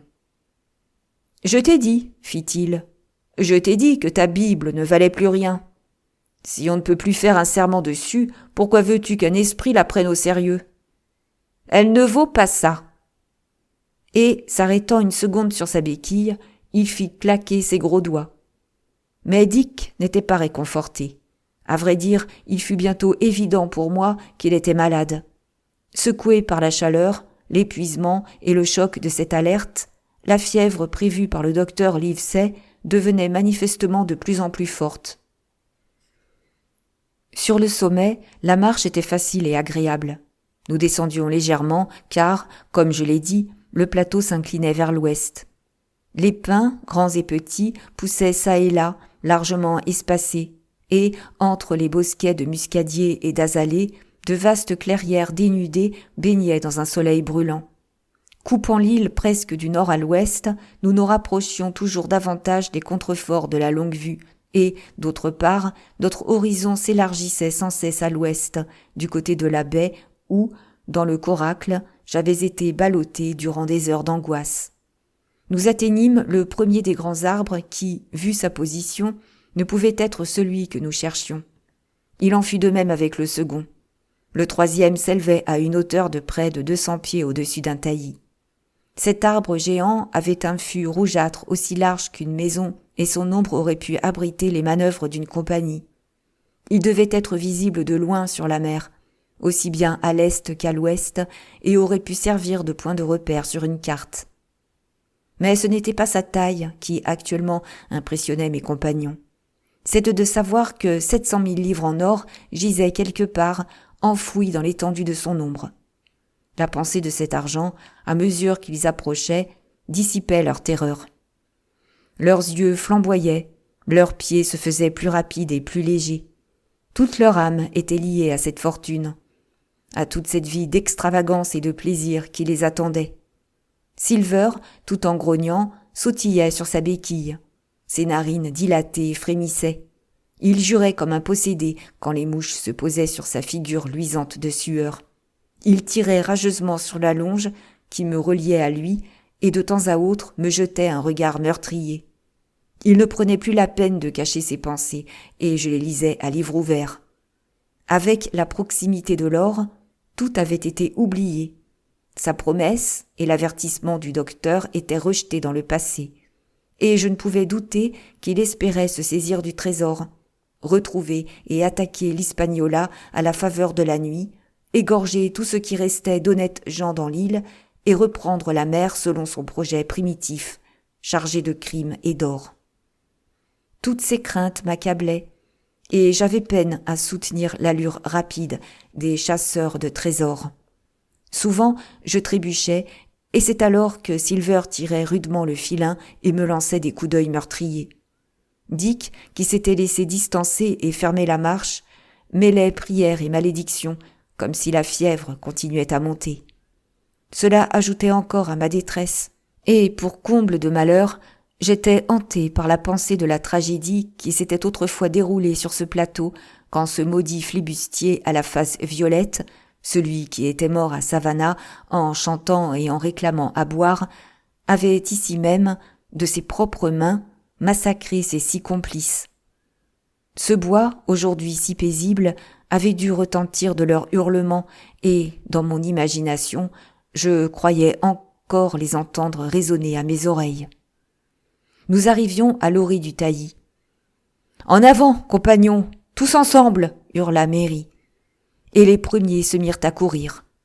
Mais, soudain, à moins de 10 toises, nous les vîmes s'arrêter. Un cri sourd retentit.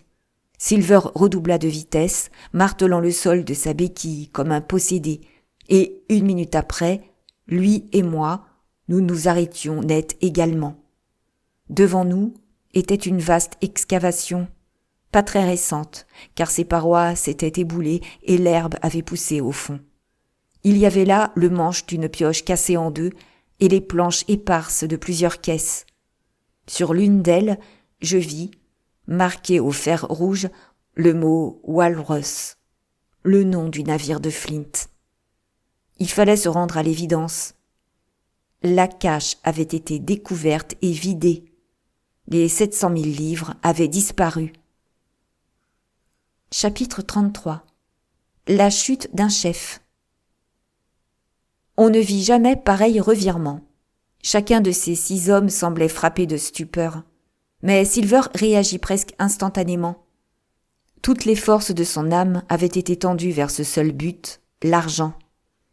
En 1 seule seconde, il venait de tout perdre. Mais il garda son sang-froid, retrouva son calme et modifia ses plans avant que les autres aient eu le temps de réaliser leur déconvenue. « Jim, me souffla-t-il, prends ça et veille au grain. » Et il me passa un pistolet à 2 coups. En même temps, il obliqua tranquillement vers le nord et, en quelques pas, il mit le trou entre nous 2 et les 5 autres. Ensuite, il me regarda et hocha la tête comme pour dire « Nous sommes dans une mauvaise passe », ce qui était bien mon avis.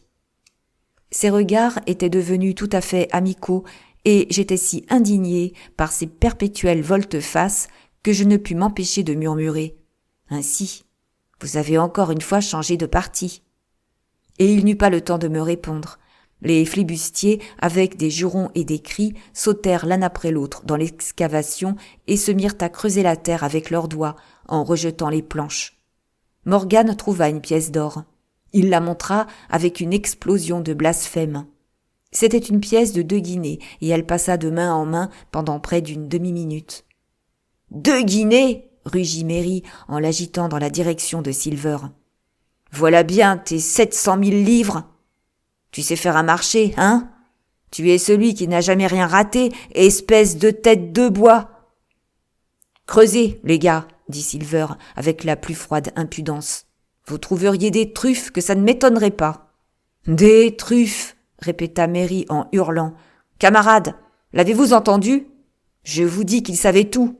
Regardez-le, c'est écrit sur sa figure. »« Ah, Mary, » remarqua Silver, « tu veux toujours être capitaine. Tu as de la constance, c'est sûr. » Mais cette fois, Ils étaient tous pour Mary. Ils rampèrent hors de l'excavation en jetant des regards furieux derrière eux. J'observai aussitôt la seule chose qui était à notre avantage. Tous sortaient du côté opposé à Silver. Nous étions là, 2 d'un côté, 5 de l'autre. La fosse entre nous. Et personne n'avait assez d'audace pour porter le premier coup. Silver ne bougeait pas. Il les surveillait, tendu sur sa béquille, et semblait aussi maître de lui que jamais. Il était brave, indéniablement. Enfin, Mary jugea opportun de haranguer ses compagnons. « Camarades, dit-il, ils sont 2 là, seuls. L'un est le vieux Stropia qui nous a amenés là et qui nous a trompés. L'autre est un galopin dont je veux avoir la peau. Maintenant, camarades, du geste et de la voix, il fit pleinement comprendre qu'il voulait tirer.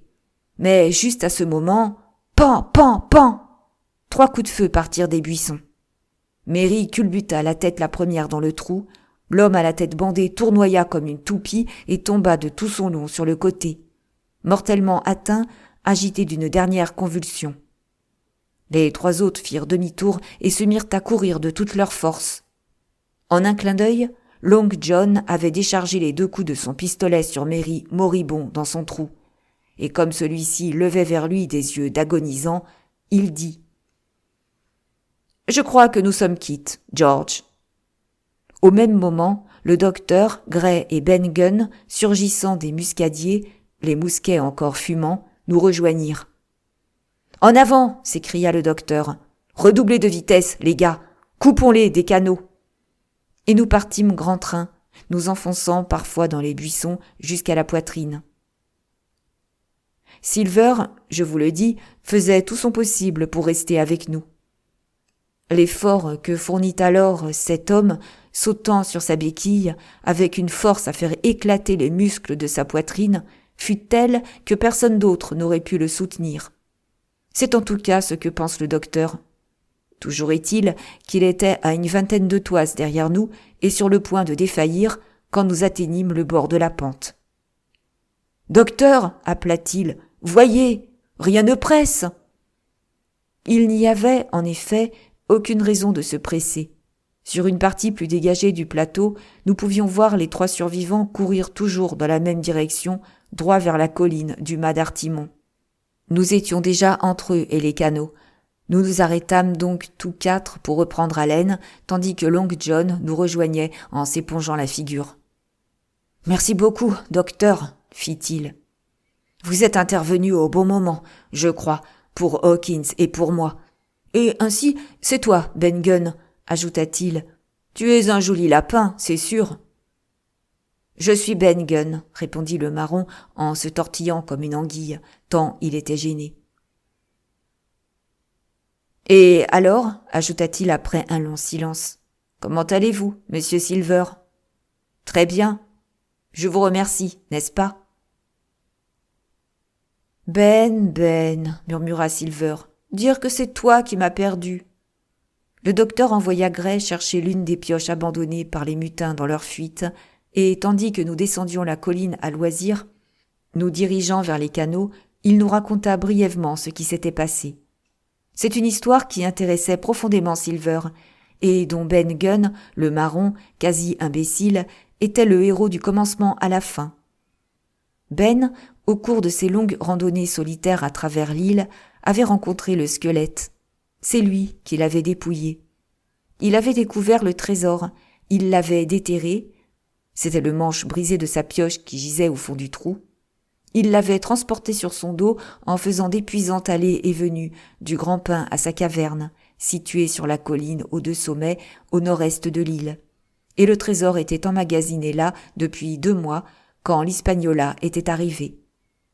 Le docteur lui avait arraché son secret, l'après-midi de l'attaque, et le matin suivant, quand il s'était aperçu que la baie était déserte, il était allé trouver Silver, lui avait remis la carte, devenue inutile, remis les provisions, car la taverne de Ben Gunn était bien approvisionnée de viande de chèvre salée.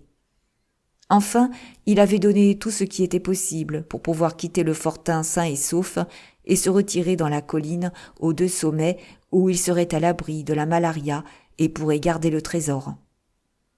En ce qui vous concerne, Jim, me dit-il, j'ai agi bien à contre-cœur, mais au mieux des intérêts de ceux qui étaient restés fidèles à leur devoir. Et si vous n'étiez pas de ceux-là, à qui la faute ?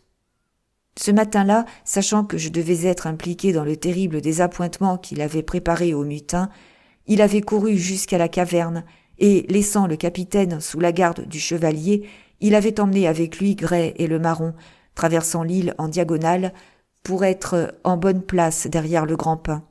Il s'aperçut pourtant, bientôt, que nous l'avions devancé et, comme Ben Gunn était particulièrement agile, il l'avait envoyé en avant pour qu'il fît de son mieux. C'est alors qu'il était venu à l'idée de celui-ci de profiter de la superstition de ses anciens compagnons. Et il avait si bien réussi que Gray et le docteur étaient en embuscade avant l'arrivée des chasseurs de trésors. « Ah !» dit Silver, « c'est une chance que j'ai eu Hawkins avec moi. Sans cela, docteur, vous auriez laissé tailler en pièces le vieux John sans vous en soucier le moins du monde. »« Pas le moins du monde, » approuva le docteur avec jovialité. Nous étions près des yaules. Le docteur démolit l'une d'elles avec la pioche. Nous embarquâmes tous à bord de la seconde et nous nous dirigeâmes vers la baie du Nord. C'était une course de 8 à 9 milles. Silver, quoiqu'il fût déjà mort de fatigue, prit un aviron comme tout le monde et nous glissâmes bientôt rapidement sur une mer d'huile. Après avoir passé le goulet, nous doublâmes la pointe sud-est de l'île autour de laquelle, 4 jours auparavant, nous avions remorqué l'Hispaniola. En passant devant la colline aux 2 sommets, nous aperçûmes, appuyés sur un mousquet, une silhouette debout devant l'obscure entrée de la grotte de Ben Gunn. C'était le chevalier. Nous agitâmes nos mouchoirs en poussant 3 vivats auxquels Silver joignit sa voix aussi chaleureusement que les autres. 3 milles plus loin, juste à l'entrée de la baie du Nord, devinez ce que nous rencontrâmes ? L'Hispaniola, voguant au gré de sa fantaisie. La dernière marée l'avait remise à flot, et s'il n'y avait eu du vent et un fort courant comme dans le mouillage sud, nous ne l'aurions jamais retrouvée, ou du moins, elle se serait irrémédiablement échouée. En fait, il y avait peu de dommages, à part la grand voile en loques. Nous jetâmes une autre ancre par une brasse et demie de fond. Nous retournâmes à la crique du Rhum, point le plus proche de l'abri de Ben Gunn.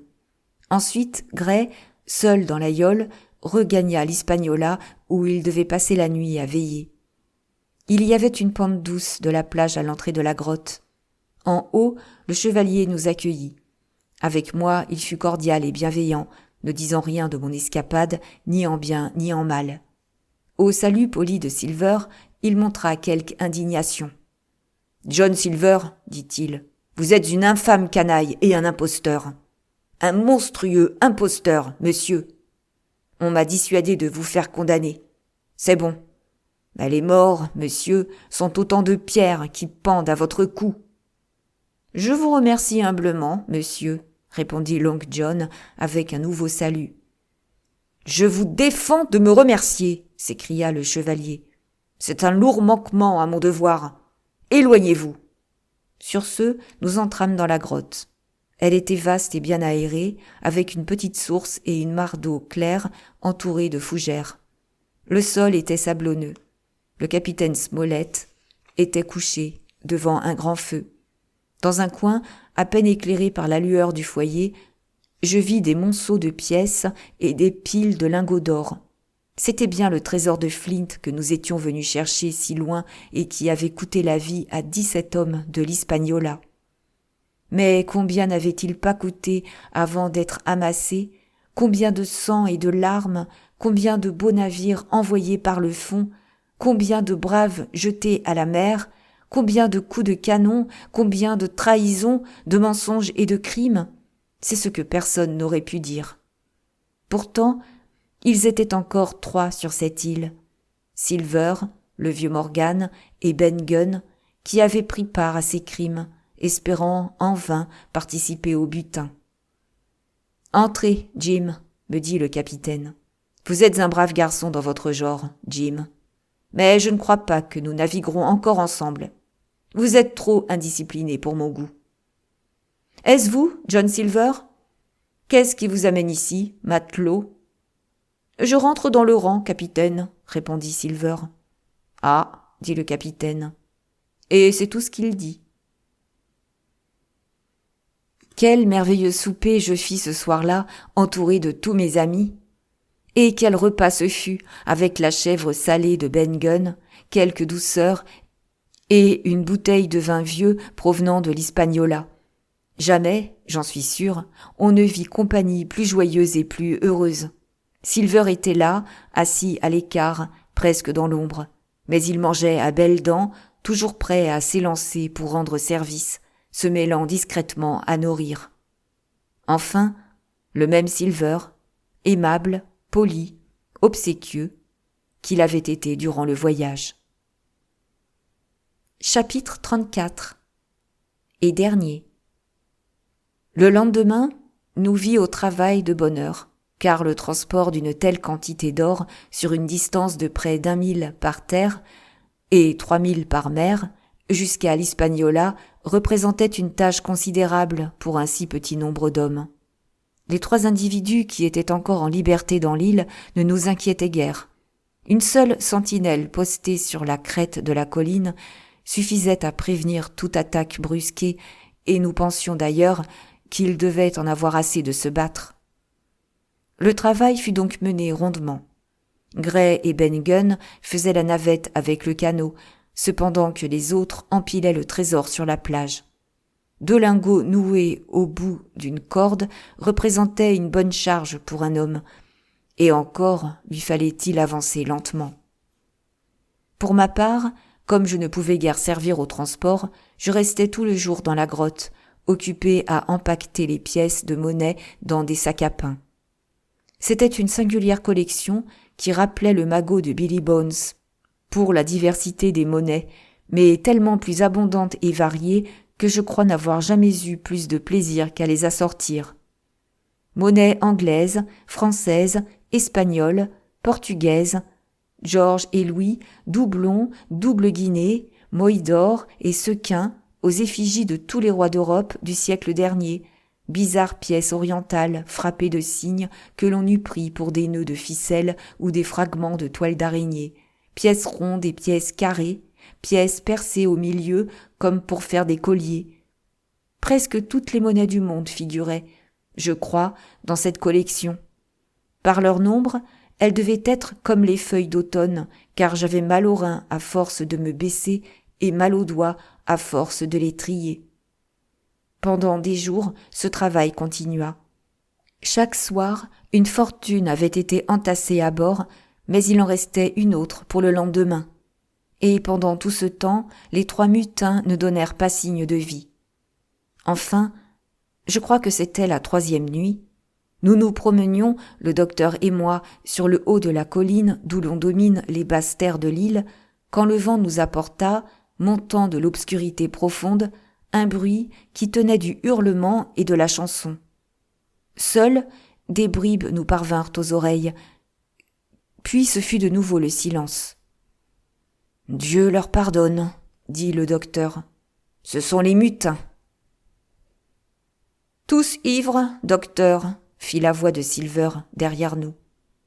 Je dois dire que Silver jouissait d'une entière liberté et, en dépit de fréquentes rebuffades, qu'il semblait de nouveau se considérer comme un auxiliaire jouissant de la bienveillante estime de tous.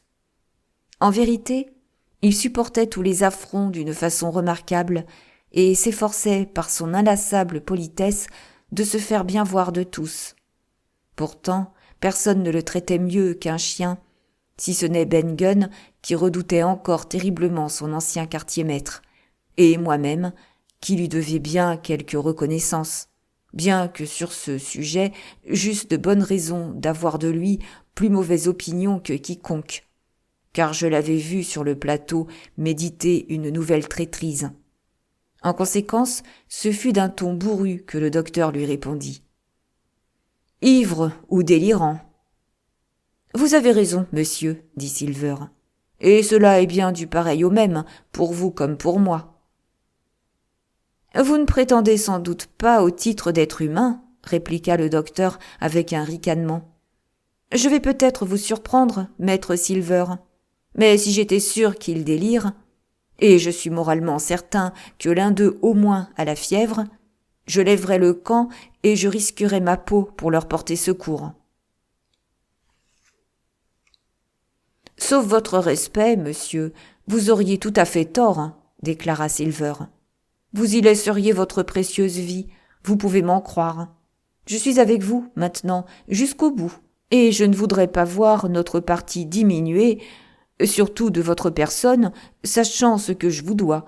Mais ces hommes-là sont incapables de tenir leur parole, même s'ils le voulaient, et qui plus est, ils ne croiraient jamais que vous allez tenir la vôtre.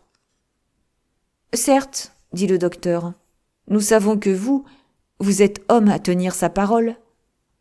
Ce furent à peu près les dernières nouvelles que nous eûmes des 3 pirates. Une fois seulement, nous entendîmes un coup de feu très lointain. Ils devaient chasser. On tint conseil, et il fut décidé qu'on les abandonnerait dans l'île. À la joie de Ben Gunn, je dois le dire, et avec la pleine approbation de Gray. Nous leur laissâmes de la poudre et des balles en bonne quantité, le plus gros de la chèvre salée, quelques médicaments et autres objets de nécessité, des outils, des vêtements, une toile de rechange, 2 ou 3 brasses de corde et, sur les instances du docteur, une jolie provision de tabac. Ce fut à peu près notre dernière action sur l'île. Nous avions auparavant arrimé le trésor dans la cale et embarqué une provision d'eau et le reste de la viande de chèvre salée en cas de nécessité. Finalement, un beau matin, nous levâmes l'ancre, ce qui n'alla pas sans peine, et nous sortîmes de la baie du Nord sous ce même pavillon que le capitaine avait déployé et défendu dans le fortin. Les 3 rescapés devaient nous observer de plus près que nous ne pensions. Nous en eûmes bientôt la preuve. Pour passer le goulet, nous devions serrer de près la pointe sud, et nous les vîmes là, tous 3, à genoux sur un banc de sable, tendant vers nous des mains suppliantes. Cela nous fit mal au cœur à tous, je pense, de les abandonner dans cette misérable condition, mais nous ne pouvions nous exposer à une autre mutinerie. Et les rapatrier pour les envoyer à la Potence eût été une cruelle forme de bonté. Le docteur les héla et leur dit à quel endroit nous avions laissé des provisions pour eux. Mais ils continuèrent à nous appeler par nos noms et à nous supplier, pour l'amour du ciel, de ne pas les laisser mourir en un pareil lieu. Mais voyant que le navire continuait sa route et qu'il s'éloignait rapidement, l'un d'eux, je ne sais lequel, se dressa avec un cri sauvage, épaula vivement son mousquet et tira une balle qui siffla par-dessus la tête de Silver et traversa la grand-voile. Après quoi, nous nous abritâmes derrière les bastingages, et quand je regardais de nouveau, ils avaient disparu du banc de sable qui commençait aussi à s'effacer dans le lointain. Telle fut donc la fin de cet incident. Et avant midi, à mon inexprimable joie, le plus haut sommet de l'île au trésor s'était évanoui derrière l'horizon bleu de la mer. Nous étions si peu nombreux que chacun à bord devait prendre part au travail. Seul le capitaine restait étendu sur un matelas à l'arrière et donnait ses ordres. Bien qu'en bonne voie de guérison, il avait encore besoin de repos. Nous mîmes le cap dans la direction du port le plus proche de l'Amérique espagnole, car nous ne pouvions nous exposer à faire sans équipage le voyage du retour. En effet, avec les vents contraires et quelques fortes bourrasques, nous étions tous à bout de force avant d'arriver. Le soleil se couchait quand nous jetâmes l'ancre au fond d'un superbe golfe bien abrité, et nous fûmes immédiatement entourés par des pirogues montées par des nègres, des Indiens du Mexique et des mulâtres qui vendaient des fruits et des légumes, ou plongeaient pour une pièce de monnaie. La vue de toutes ces figures épanouies, surtout celles des Noirs, la saveur des fruits exotiques et surtout les lumières qui peu à peu illuminaient la ville offraient un contraste enchanteur avec notre sinistre et sanglant séjour dans l'île. Le docteur et le chevalier m'emmenèrent passer la soirée à terre avec eux. Là, ils rencontrèrent le capitaine d'un vaisseau de guerre anglais, lièrent conversation avec lui et montèrent à bord de son navire. Bref, le temps passa si agréablement que le jour commençait à poindre quand nous arrivâmes le long de l'Hispaniola. Ben Gunn était seul sur le pont, Et dès notre arrivée, avec d'extraordinaires contorsions, il nous fit un aveu. Silver avait fui. Le marron l'avait aidé à s'échapper dans une pirogue quelques heures auparavant. Il nous assura qu'il avait agi ainsi uniquement pour nous sauver la vie, car, tant que cet homme à une jambe restait à bord, nous étions en danger. Mais ce n'était pas tout. Le coq n'était pas parti les mains vides. Il avait percé une cloison en cachette et s'était emparé d'un sac de pièces qui valait peut-être 200 ou 300 guinées pour assurer ses voyages futurs. Je crois que nous fûmes tous contents d'être débarrassés de lui à si bon compte. Enfin, pour terminer ce long récit, nous embarquâmes plusieurs matelots, nous eûmes un paisible voyage de retour, et l'Hispaniola atteignit Bristol au moment où M. Blandly s'apprêtait à fréter le bateau de secours. De tous ceux qui étaient partis, nous n'étions plus que 5. La boisson et le diable avaient eu raison des autres. À vrai dire, notre situation n'était pas aussi mauvaise que celle du navire de la chanson. Un seul survivant de tout l'équipage qui avait pris la mer à 75. Nous eûmes tous notre large part du trésor, dont chacun usa avec sagesse ou prodigalité selon sa nature. Le capitaine Smollett est maintenant à la retraite. Gray ne s'est pas seulement montré économe, il a aussi eu l'ambition d'apprendre un métier et il est maintenant second sur un beau navire dont il possède une part. Il est de plus marié et père de famille. Quant à Ben Gunn, il reçut 1 millier de livres qu'il dépensa ou perdit en 3 semaines, ou, pour être plus précis, en 19 jours, car il mendiait déjà le 20e. On lui accorda par la suite une place de portier, exactement comme il l'avait craint sur l'île. Et il vit toujours, grand favori des enfants du pays, quoique en butte à leur raillerie. C'est aussi un chanteur très apprécié à l'église les dimanches et jours de fête. De Silver, nous n'avons plus jamais entendu parler. Ce formidable marin à une jambe a enfin disparu de ma vie. Je suppose qu'il a retrouvé sa vieille négresse et que, peut-être, il coule des jours heureux avec elle et le capitaine Flint. C'est à espérer, du moins, car ses chances de bonheur dans l'autre monde sont des plus minces. Les lingots d'argent et les armes dorment encore, autant que je sache, là où Flint les a enterrés. Et ce n'est pas moi qui irai les chercher. Pour rien au monde, je ne consentirais à retourner sur cette île maudite. Mes plus terribles cauchemars sont ceux où j'entends le ressac tourner sur ses côtes, et où je m'éveille en sursaut à la voix stridente du capitaine Flint, qui hurle à mes oreilles « Pièce de 8 ! Pièce de 8 !» Merci d'avoir écouté. À demain pour un nouveau chapitre. N'oubliez pas de vous abonner pour ne manquer aucun épisode. Si vous souhaitez promouvoir cette chaîne, vous pouvez aussi liker, mettre un commentaire et partager.